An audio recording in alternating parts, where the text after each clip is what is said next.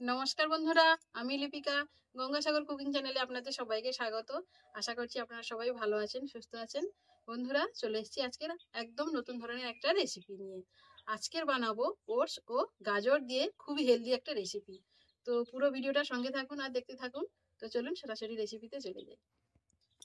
রেসিপিটা বানানোর জন্য এরকম একটা মিক্সির জার নিয়ে নিয়েছি। তার মধ্যে দিয়ে দেব এই বাটি 1 বাটি ওটস। এই বাটির মাপ করে আমি সব কিছু জিনিস নেব। ওই বাটির মাপ করে আমি হাফ বাটি সুজি নিয়েছি, সুজিটাও ঢেলে দিচ্ছি। দিয়ে আমি এটা খুব মিহি একটা ডাস্ট তৈরি করে নিয়ে আসব। ওটস আর সুজিটাকে খুব সুন্দর করে মিহি একটা ডাস্ট করে নিয়ে এসেছি। দেখুন, ঠিক এই রকমই হবে। খুব সুন্দর হয়েছে কিন্তু এটা। এরকম একটা বড় জায়গাতে এটা ঢেলে নিচ্ছি। এবারে এর মধ্যে দিয়ে দেব পরিমাণ মতো লবণ। ওই বাটির মাপ করে আমি গরুর দুধ নিয়েছি। দুধটা অল্প অল্প দেব আর মিশিয়ে নেব।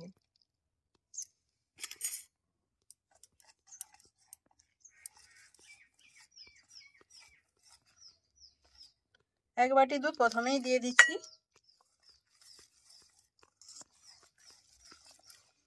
ওটস আর সুজি দুটোই কিন্তু দুধটাকে খুব ভালো মতো টেনে নেবে, সেই জন্য এর মধ্যে আমি আরও 1 বাটি দুধ দিয়ে দেব। তবে এখন পুরোটা দেব না, কিছুটা দিয়ে আমি মিশিয়ে নিচ্ছি।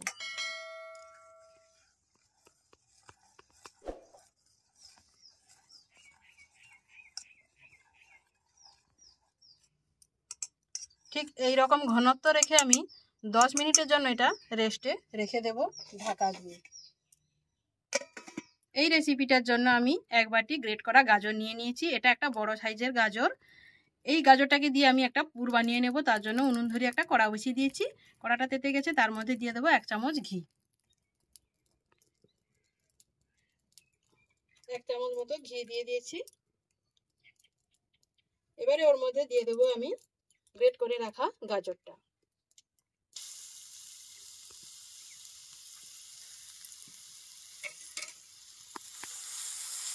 এবারে খুব ভালো মতো এটাকে নেড়ে আমি একটা পুর বানিয়ে নেব। গাজরটাকে ভালো মতো নেড়ে নিয়ে আমি একটা ঢাকা দিয়ে দেবো, যাতে গাজরটা খুব সুন্দরভাবে সেদ্ধ হয়ে যায়। সেই জন্য একটা ঢাকা দিয়ে আমি 2 মিনিট এইভাবে রান্না করে নিচ্ছি। ঢাকা খুলে আবার ওইটাকে ভালোভাবে নেড়ে নেব। গাজরটা অনেকটাই কিন্তু সেদ্ধ হয়ে এসছে। এর মধ্যে আমি দিয়ে দেব বেশ কিছুটা কাজু বাদামকে আধা ভাঙা করে রেখেছি, ওইটা দিয়ে দিচ্ছি এর মধ্যে। আর দিয়ে দেব 2টো এলাচকে একটু চিনির সঙ্গে আমি গুঁড়ো করে রেখেছি, ওটা দিয়ে দিলাম। ফ্লেভারটা খুব সুন্দর আসবে। দিয়ে আবারও খুব ভালো মতো এটা মিশিয়ে নেব। গাজরটা কিন্তু অনেকটাই সেদ্ধ হয়ে গেছে। এবারে আমি এর মধ্যে দিয়ে দেব হাফ বাটি গুড় নিয়েছি। পুরোটা লাগবে না, কিছুটা পরিমাণে আমি দিয়ে দিচ্ছি।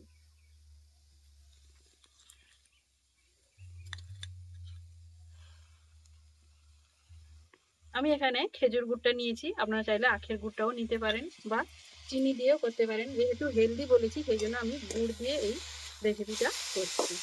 গুড়টাকে খুব ভালো মতো এটা আমি আবারও মিশিয়ে নিচ্ছি।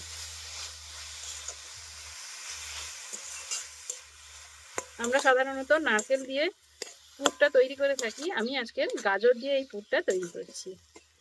গুড়টা দিয়ে খুব ভালো মতো আমি এটাকে মিশিয়ে নেব এবং এটাকে একটা শক্ত টাইট পুরে তৈরি করে নেব। এইটা জল জলের মতো হয়ে আছে, এটাকে আরেকটু শক্ত করে নেব। পুরটা অনেকটাই শক্ত হয়ে এসছে।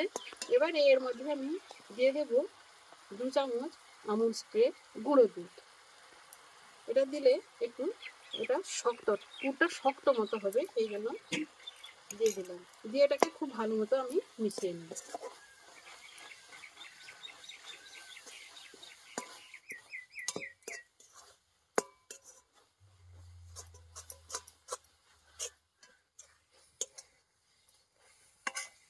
পুরটা কিন্তু এবার হয়ে এসছে। এবার আমি পুরটাকে নামিয়ে নেব। পুরটাকে নামিয়ে নিয়েছি, পুরটাকে ঠান্ডা করে নিচ্ছি।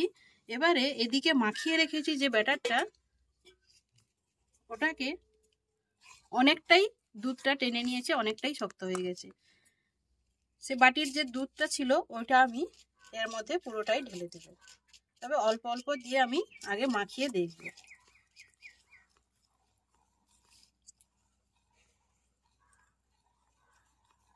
কিছু সময় রেস্টে রেখে দিলে কি হবে, দুধটা টেনে নিয়ে সুজি আর ওটসটা খুব সুন্দরভাবে ফুলে গেছে।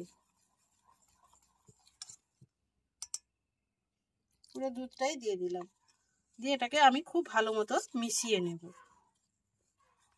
দুধটা দিয়ে খুব সুন্দর করে আবারও মিশিয়ে নিয়েছি। এর ঘনত্বটা ঠিক এইরকমই হবে, এর থেকে বেশি পাতলা করলেও ভালো হবে না, আবার ঘন থাকলেও ভালো হবে না।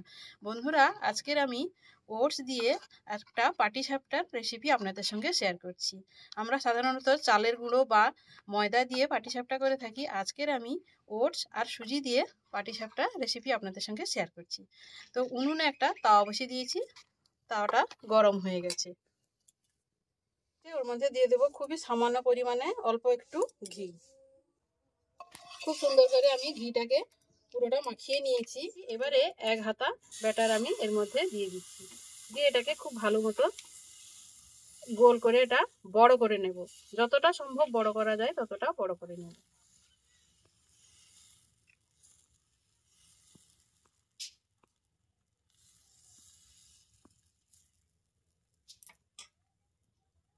এবারে ঢাকা দেওয়ার দরকার নেই, এটা 1 মিনিট এইভাবে হতে দেব। তারপর আমি এর মধ্যে পুরটা দিয়ে দেব। এবারে এর মধ্যে আমি পুরটা দিয়ে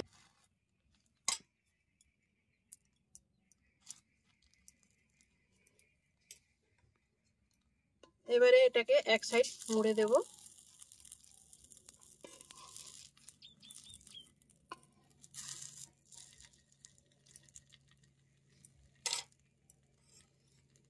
একটা পাটিসাপটা কিন্তু আমার রেডি হয়ে গেল। একটা পিঠে রেডি হয়ে গেল। এবার এটাকে আমি তুলে নিচ্ছি। দেখুন কত সুন্দর হয়েছে। একইভাবে আমি আবারও একটা দিয়ে দিচ্ছি। আবারও 1 হাতা ব্যাটার নিয়ে আমি এর মধ্যে দিয়ে খুব ভালো মতো এটা ঘুরিয়ে ঘুরিয়ে বড় করে নেব।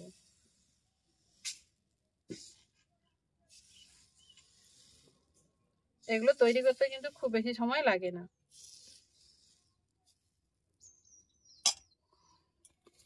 এর মধ্যে আমি পুরটা দিয়ে দিচ্ছি।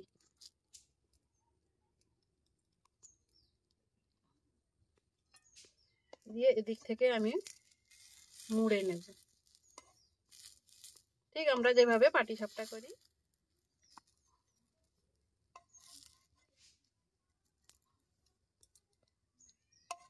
এটাও আমার রেডি হয়ে গেল, এটাকেও তুলে নিচ্ছি।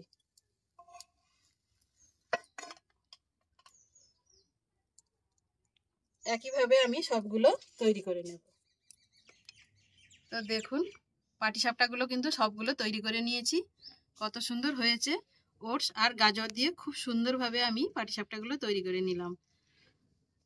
তো দেখলেন তো বন্ধুরা, ওটস দিয়ে কত সুন্দরভাবে আমি আজকের এই নিত্য নতুন একটা রেসিপি তৈরি করে ফেললাম। আশা করছি রেসিপিটা ভালো লাগবে।